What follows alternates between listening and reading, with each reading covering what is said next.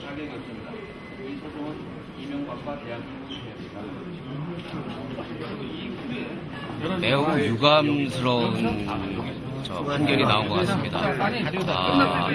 요미우리 신문에 독도 침략 기사가 사실상 오보임에도 불구하고 오보라는 판결을 유보하고 우리 원고 측에 권리가 없음을 원인으로 해서 사실상의 패소 판결을 한 것은 매우 유감스러운 판결이라고 생각을 하고요.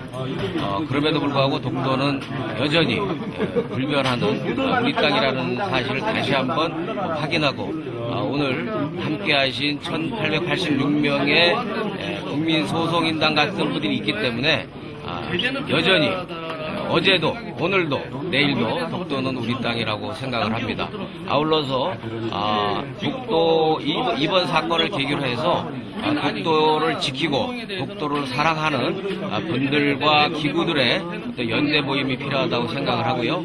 이러한 그 모임체 구성을 위해서 저도 발벗고 나서도록 하겠습니다. 매우 실망스럽습니다. 법원이 할 일이 진실을 규명하는 게 첫째 의무입니다. 그런데 진실 규명을 회피했습니다. 그게 보도가 사실인지 아닌지를 아예 판단하지 않았습니다. 참 실망스럽습니다. 법원이 한 판결의 내용은 이명박 대통령 또는 대한민국은 피해자라고 할 수 있을지 몰라도 국민은 직접 피해자가 아니다. 직접 피해자가 아닌 소송이기 때문에 그게 사실인지 여부조차 따질 필요가 없다. 그래서 판단하지 않고 기각한다. 이런 뜻입니다. 그 기각을 우리는 어떤 의미로? 졌다 이런 뜻입니다. 졌다. 그리고 이 판결로 요미우리 보도는 사실로 굳어질 가능성이 매우 높아졌습니다. 저희로서는 일단 항소할 수밖에 없습니다. 항소를 하겠고 또 청와대가 그 정상회담 발언에 대해서 그 진상을 밝히지 않고 있기 때문에 국민의 입장에서 그 정상회담 기록에 대한 정보 공개 청구 소송을 제기할 생각입니다. 그리고 오늘 판결로 만약 이 판결이 나중에라도 굳어진다면 결국 요미우리 보도가 사실로 됩니다.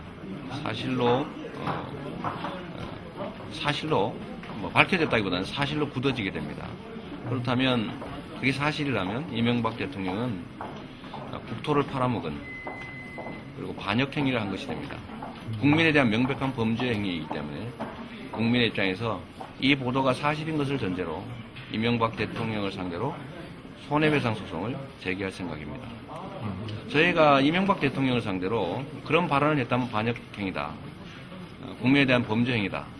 그래서 배상해라 라고 요구할 경우에는 지금처럼 자료를 내지 않고 버틸 수는 없습니다. 자료를 내지 않으면 그게 원고의 주장이 사실이 됩니다.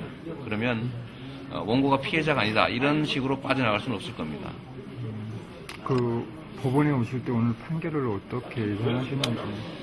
저희는 질 것으로는 예상을 했습니다. 그러나 최소한 이 보도는 사실이 아니다. 그러나 원고들은 대통령 자신이나 국가가 아니기 때문에 자격이 없다. 이런 판결은 될 수 있겠다고 생각했습니다. 최소한 혹여 그보단 좀 못해도 요미우리 보도가 사실이라는 증거가 없다. 라는 정도는 판결할 줄 알았습니다. 그런데 아예 요미우리 보도가 사실인지 아닌지 아예 판단하지 않은 것은 정말 법원으로서의 책무를 이 독도 발언의 역사적 중요성을 망각한 것이 아닌가 하는 그런 아쉬움이 있습니다. 진실은 규명해 줄 줄 알았습니다. 근데 진실 규명 없이 그러니까는 그 요미우리의 이 답변서를 그대로 갖다가 글자 몇 개 바꿔서 요미우리 주장을 그대로 판결문에 실은 최악의 판결문입니다. 거기에 대해서 이제 시민소송단의 한 사람으로서 굉장히 실망스럽고 심통합니다. 대한민국과